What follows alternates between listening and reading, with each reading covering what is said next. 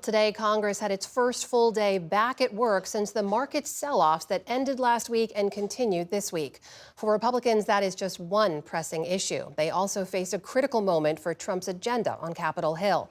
For more on how those in office see the tariffs and budget negotiations, our congressional correspondent Lisa Desjardins joins me now. Good to see you. Hi. So, start us off with just the temperature on Capitol Hill right now. When you talk to Republicans, are you hearing more concerns about some of the market upheaval we've seen from the tariffs? For Republicans, it's important to divide how they're reacting to the public reaction and the private reaction.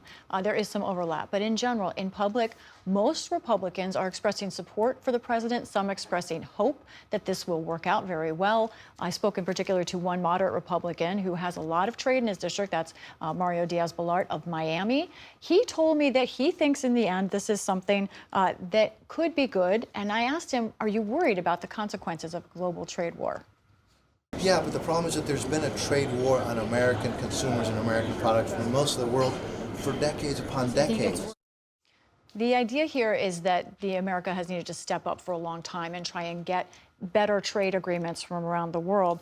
The question, though, is that what Republicans are saying in public, those are ones who support Trump, but privately there are many who have really grave concerns about what's going on. I spoke to one Republican in a position of power who told me, quite frankly, this is insane. Also believe the president, the way he's going about this, talking about trade deficits, is not a logical way to pursue the problems here. There is one Republican who spoke on camera and also on the record about these concerns. That's Don Bacon of Nebraska.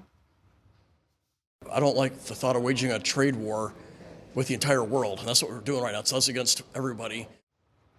Now, specifically, farmers are a concern. I talked to some, like South Dakota Senator Mike Rounds, who said he is hearing from constituents that they're willing to give Trump a chance, but farmers are worried that Trump may not understand. They have to pay for their machinery now.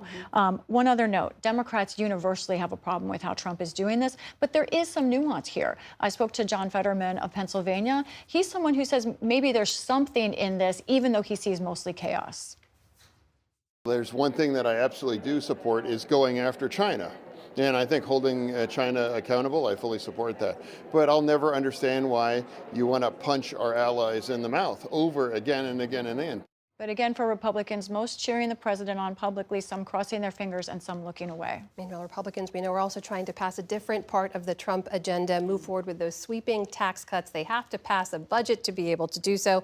House Republicans may not have the votes to do so. Tell us about the latest. This is a huge moment. The Senate passed a budget framework, sent it to the House. The House has hoped and is hoping to pass it this week. However, as I speak to you right now, Amna, Speaker Mike Johnson does not have the votes to do that. One reason is that these hardline conservatives are worried about the red ink in this bill, specifically some like Representative Chip Roy of Texas. So they're fine saying that they'll unlimited tax cuts, but they're unwilling to say that they'll do spending cuts, which is phony math. The Senate has produced a budget that is phony math, and I'm not going to support it.